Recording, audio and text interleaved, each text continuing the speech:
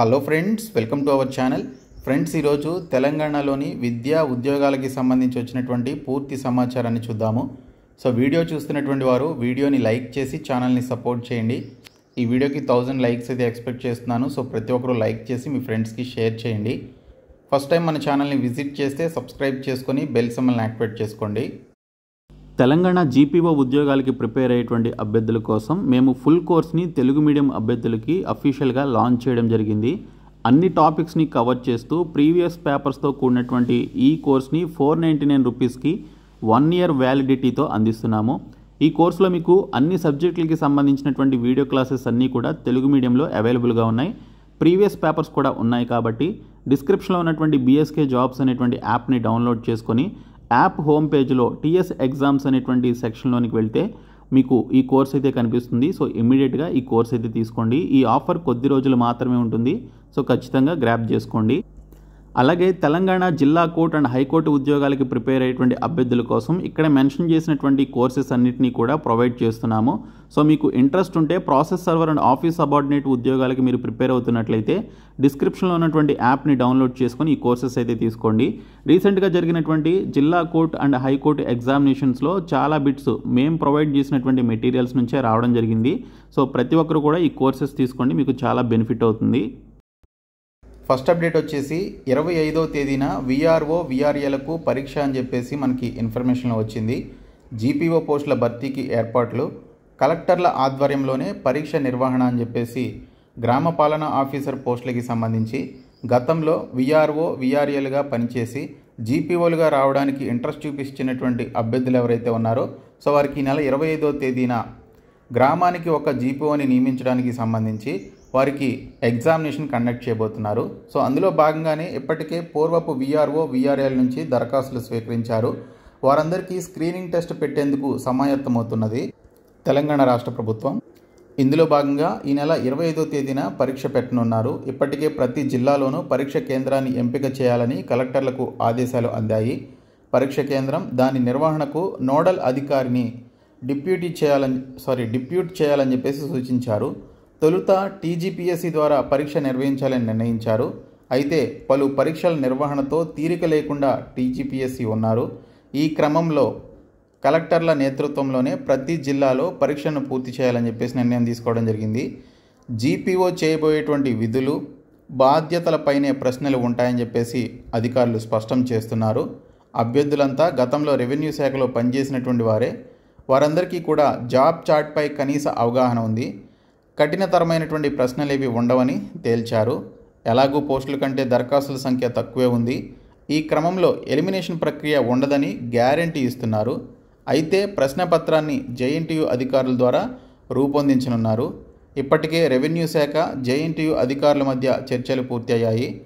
పరీక్ష కంటెంట్, అర్హతలు, job chart వంటివి ఎగ్జామ్ పేపర్ తయారు చేసేవారికి వివరించారు. దాని ఆధారంగానే పేపర్ రూపొందించనున్నారు. ఈ నెలాఖరులోనే జీపీఓల ఎంపిక ప్రక్రియ పూర్తయ్యే అవకాశం ఉంది అని చెప్పేసి మెన్షన్ చేయడం జరిగిందండి. సో మొత్తంగా మనకి 6100 వరకు జీపీఓలుగా రావడానికి పూర్వపు విఆర్ఓ విఆర్ఏలు ఇంట్రెస్ట్ చూపించడం జరిగింది. వీరందరికీ కూడా ఈ నెల 25వ తేదీన ఎగ్జామినేషన్ కండక్ట్ చేస్తున్నారు. పేపర్ కూడా కష్టంగా ఉండదు అని చెప్పేసి కలెక్టర్లు తెలపడం జరిగింది. మ్యాక్సిమం అందరినీ కూడా క్వాలిఫై చేసే అవకాశాలు కూడా ఉన్నాయి. సో మనం 100% 6100 మందిని క్వాలిఫై చేసి ఆ జాబ్స్ వారికి ఇచ్చారు అనుకుంటే మొత్తం మనకి 10,954 పోస్టులు ఉన్నాయండి. సో మిగిలిపోయినటువంటి ఆ యొక్క దాదాపు 5,000 పోస్టులు ఏవైతే ఉన్నాయో వాటికి సంబంధించి ఓపెన్ కాంపిటీషన్ కింద మీకు నోటిఫికేషన్ అయితే రిలీజ్ చేయడం జరుగుతుంది for unemployees. Any degree qualification ఉన్నటువంటి వారు ఆ పోస్టులకి అప్లై చేసుకోవచ్చు. 18 నుంచి 46 సంవత్సరాల మధ్య వయసు అయితే పెట్టారు. కాబట్టి మీరు జీపీఓ నోటిఫికేషన్ రాదు అని మీరు డౌట్ పడాల్సినటువంటి అవసరం లేదు. ఈరోజు వచ్చినటువంటి ఈ యొక్క ఇన్ఫర్మేషన్తో మనకి కన్ఫర్మ్ అవుతుంది. మనకు ఉన్నటువంటి పోస్టుల కంటే కూడా ఈ విఆర్ఓలు విఆర్ఏలకి సంబంధించినటువంటి ఇంట్రెస్ట్ చూపించినటువంటి అభ్యర్థుల నుంచి వచ్చినటువంటి అప్లికేషన్స్ 6100 మాత్రమే. కాబట్టి మిగిలినటువంటి పోస్టులకి సంబంధించి ఖచ్చితంగా 100% మీకు అన్ఎంప్లాయీస్కి నోటిఫికేషన్ అయితే ఉంటుందండి. జూన్ నెలలో నోటిఫికేషన్ రిలీజ్ అయ్యే అవకాశం ఉంటుందని నేనైతే ఎక్స్పెక్ట్ చేస్తున్నాను. సో మీరు మీ యొక్క ప్రిపరేషన్ అయితే కొనసాగించండి. కొత్తగా మనకి తెలంగాణ భూభారతి చట్టంకి సంబంధించినటువంటి అంశాన్ని యాడ్ చేసే అవకాశం అయితే ఉంది. సో మిగిలినటువంటి టాపిక్స్ అన్నీ కూడా మనకి కామన్గా 100% అయితే ఉంటాయి.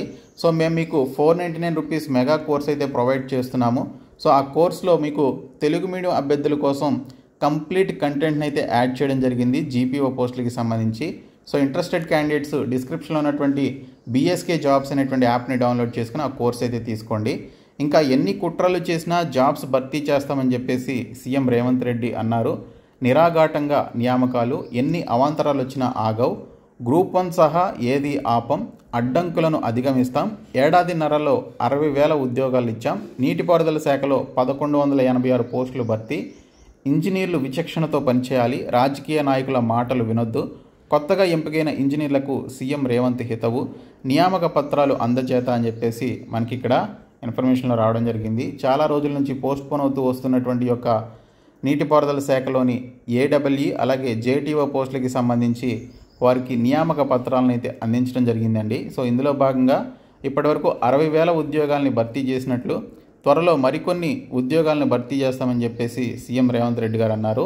ఇంకా వర్సిటీల్లో ఖాళీల భర్తీపై ఫోకస్ అని చెప్పేసి మరొక ఇన్ఫర్మేషన్ వచ్చింది. ఉద్యాన, పశువైద్య, వ్యవసాయ వర్సిటీల నుంచి ప్రభుత్వం వివరాల సేకరణ, ముందుగా అసిస్టెంట్ ప్రొఫెసర్ల నియామకం కోసం క్యాట్ టెస్ట్, 3 వర్సిటీల పరిధిలో 718 పోస్టులు ఖాళీ ఉన్నట్లుగా మనకి ఇక్కడ డీటెయిల్స్లో ఇచ్చారు. ఉద్యాన వర్సిటీ అలాగే పశువైద్య వర్సిటీ, వ్యవసాయ వర్సిటీలో మొత్తం 718 పోస్టులు ఖాళీలు అయితే ఉన్నాయి. సో దీనికి సంబంధించి ముందుగా అసిస్టెంట్ ప్రొఫెసర్ల నియామకానికి సంబంధించి క్యాట్ ఎగ్జామినేషన్ కూడా కండక్ట్ చేయాలని చెప్పేసి నిర్ణయించారు. రాష్ట్ర ప్రభుత్వం వ్యవసాయ, ఉద్యాన, పశువైద్య వర్సిటీల్లోని అసిస్టెంట్ ప్రొఫెసర్ల భర్తీకి చర్యలు వేగవంతం చేసినట్లు తెలుస్తోంది. ఆయా విశ్వవిద్యాలయాల నుంచి ఖాళీలు అలాగే ప్రస్తుతం అనుసరిస్తున్నటువంటి నియామక విధానం, ఇతరత్ర అంశాలపై సమాచారం ఎప్పటికే తెప్పించుకొని భర్తీ ప్రక్రియకు ప్లాన్ చేస్తోంది. 3 వర్సిటీల పరిధిలో ప్రొఫెసర్లు, అసోసియేట్ ప్రొఫెసర్లు, అసిస్టెంట్ ప్రొఫెసర్లకు సంబంధించి 718 పోస్టులు ఖాళీగా ఉన్నాయి. అసిస్టెంట్ ప్రొఫెసర్ పోస్టుల ప్రత్యక్ష నియామకాల కోసం ప్రత్యేక విధానం చేపట్టాలని ప్లాన్ చేస్తోంది. క్యాట్ టెస్ట్ను రాత పరీక్ష రూపంలో నిర్వహించాలని చెప్పేసి యోచిస్తోంది.